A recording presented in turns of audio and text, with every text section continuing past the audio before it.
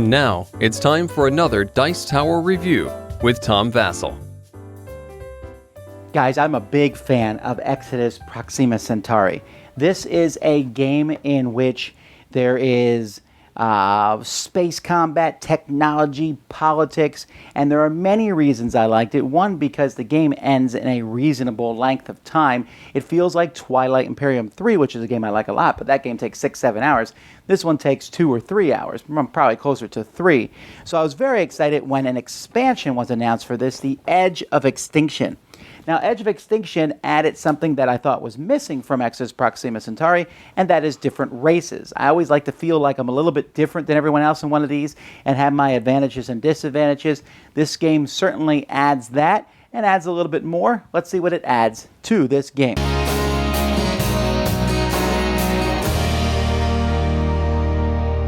The first thing that this adds is more politics cards and more of the Centurion resistance cards. So if you look at these politics cards, you'll see at the very top it says Exodus, Edge of Extinction, if you want to take them out. And they just add some more things. Depleted planets give no victory points at the end of the game. At the end of the council stage, whoever has the most of the phasium or axonium gets victory points. Here, whoever has the fewest combat cards gets a victory point. We'll talk about those in a second. Here, if your population is destroyed by weapons of mass destruction, you get 4 CPs for each cube you've lost that way. And so there's more of those, gives more variety, makes the politics deck bigger. Same thing with the Centurion cards, just more of different types of resistance that you can fight against. Then we actually have something brand new to the game, and that are these combat cards. Now, combat cards, so players are going to be getting these over the course of the game, and this is often determined by play order. So if you go first each time, you'll get fewer of these cards, while going last will get you more, and that all depends on the number of players. Players have a maximum of hand size on these cards, but essentially what these cards are is before each round of combat, you have a chance to play one of these. So here you can roll 2 combat dice, or add 1 to all your combat dice. So this is 1 round, in your first combat round only. Or here you can sacrifice 2 population from your ships to get +1 to all your combat dice. That's Black Ops. Or here, the first hit assigned to any war cruiser is ignored. Or if you score 1 or fewer hits, re-roll up to 2 of your combat dice. So there's all sorts of different cards that you can play here, and these will affect the battle. Now, they're not majorly affecting the battle. They're not going to completely decide the battle, but played at the right time, they can certainly give you an edge, and that's not a bad thing. So players will have these and can use these in battles. This makes battles a little bit longer, but not too bad. Now, if you think this will help you beat the Centurions, they also come with their own deck, and so when you fight against the resistance, whoever is rolling for them will draw one of these. And for example, you hit only on a 6, but each hit does 2 damage. So they get to play one of these. A biochemical attack. Each hit removes a population cube from your opponent's ships instead of dealing any damage. You need to be very cautious when you're attacking the neutral computer players, in a sense, because they have cards themselves now. This kind of gives you a chance to kind of balance out these new combat cards that players get. Now, the main change in this game is that each player is going to get their own faction now, depending on what color you choose. And we'll come back to these factions in a minute. When you get a faction, you are going to get a board that matches this faction, and you're going to place it here next to your main board like this. Now, what this does is it gives you more ships, so you now have 4 of the war cruisers, 4 of the dark razors, 4 fighters, and 3 battle carriers. You also have your own spot over here to keep track of special technologies that are only available to your race. And so with more ships comes more pieces. So this is pretty much everything that a player has now, and they have action cards, and in fact there's going to be a special deck of action cards for each player now, again, that pertains to their particular race. And so this makes the game very much asymmetrical, as players have a very different way that they're going to play depending on the race that they have. One of these things is the action cards. These are the basic action cards that are included for the red player, but you can see here there's a new set of 6 action cards. So here they're going to get a hyperspace drive for free if that's the only thing you buy. When they take this action, it's going to cost them 5 less, and no one else can perform a reaction in that time. Here they have the exact same thing, so you can see that this faction has multiple of the same actions. Here, when they do banking, they get a green resource. which is something that they don't have. When they do technology, it costs them 3 less. And so players, and here you can do the trading action 6 times. So each player has a specific set of action cards, and those action cards are really going to play into how that faction works. And each faction kind of has a distinct advantages and disadvantages. So each faction has a sheet here that talks about the different faction. It tells you what you start, so each player has a different number of starting resources. Now the turn structure, which is slightly changed in this game, there's a few minor rules change.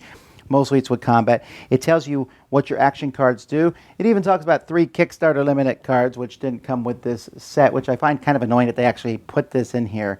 It's like, ha ha ha, you don't have this. It talks about your specific technologies. On the back, it tells you all the technologies and upgrades and the basic actions that you have. So that's up to, this is like a kind of a reference guide for each player. But you're probably going to often be looking at the front at the different factions. Now, the Arctic Dominion here, these guys are kind of like the traders, all right? So they have some of their technologies. Their best technology here is master trading, where they can exchange money for victory points.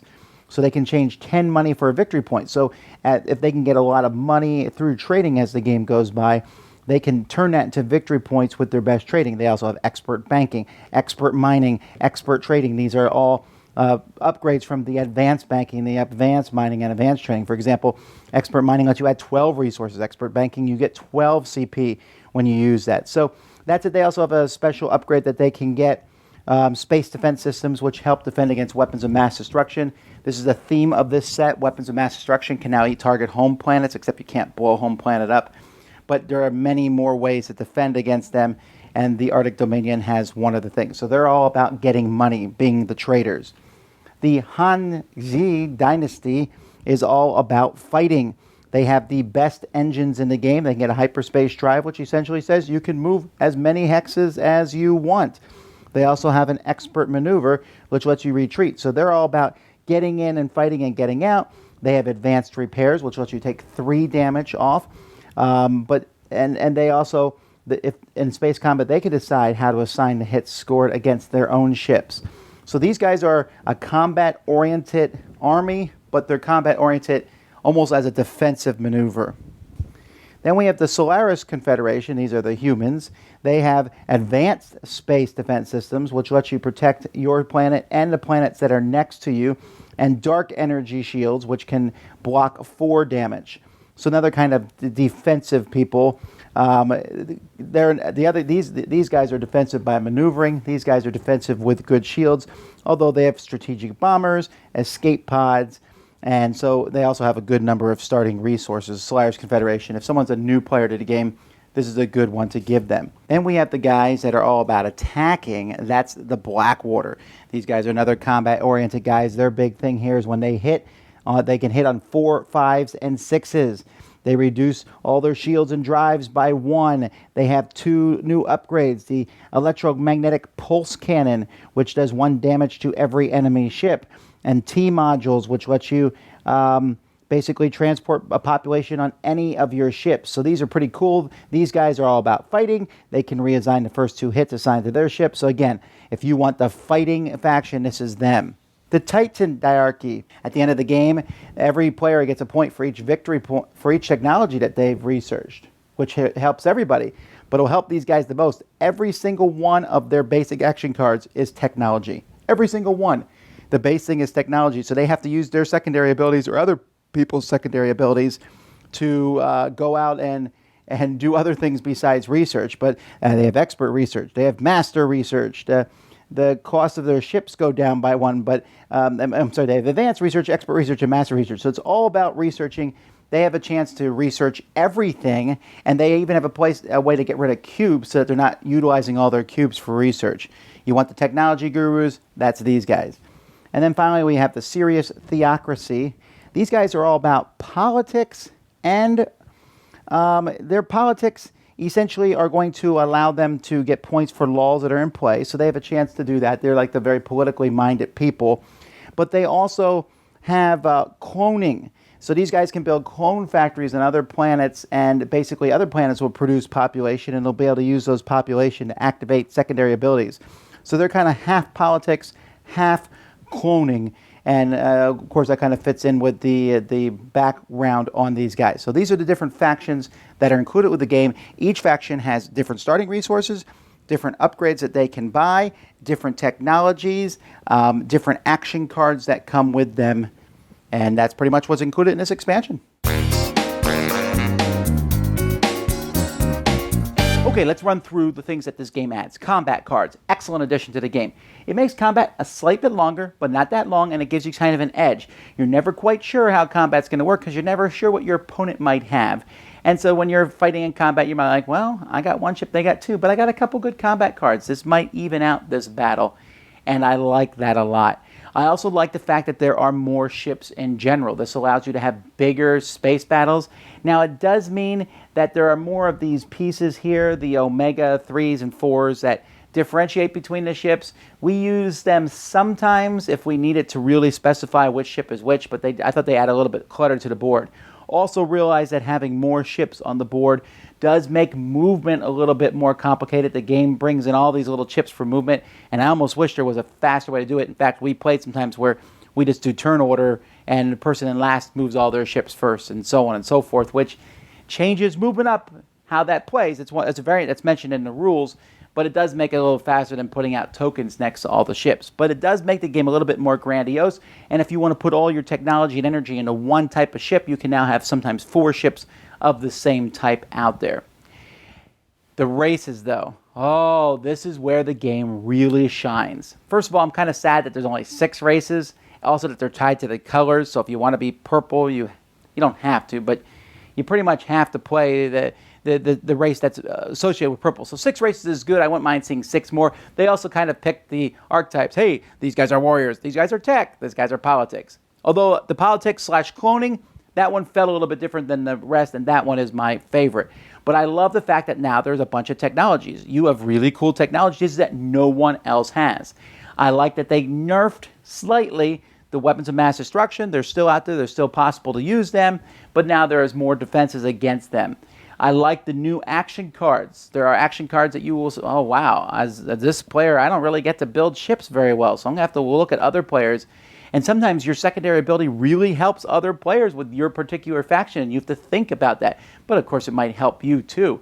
I like those secondary action cards. I like the technologies. I like the fact that there's different starting resources, and you kind of have a different goal. I mean, the goals sometimes are ham-fisted. Hey, you're the technology guy, get technology. Hey, you're the trading guy, get money. But again, that's not a bad thing, I think, because it gives you kind of a focus. The rule book itself actually tells you the strength of each of the different factions and the difficulty of them. So each of them has kind of a, hey, this one is harder to play, this one's easier to play. I don't know if they're balanced or not in that regard. They feel balanced and they feel fun. And this expansion is going to lengthen the game because it adds more things going on. But I think that the depth and the flavor that it adds to the game justifies putting this in the game. In fact, I'm probably never, ever going to play the game without the expansion. I may not utilize everything in it. I probably will, though. The cards are great, but I'm definitely playing with those factions. The only thing I might not play necessarily is playing with the unique action cards. Maybe first time everyone play with the basic action cards. But I really do like how those unique action cards add that. I already thought the technology tree in Exodus Proxima Centauri is one of the best that's ever been made. This adding your own branch that you can go through gives you even more choices and more options. So if you like Exodus Proxima Centauri, then don't even hesitate. Really get this. I'm hoping that they come out maybe with another one sometime that adds like 6 more factions that you can go back and forth and pick between the factions.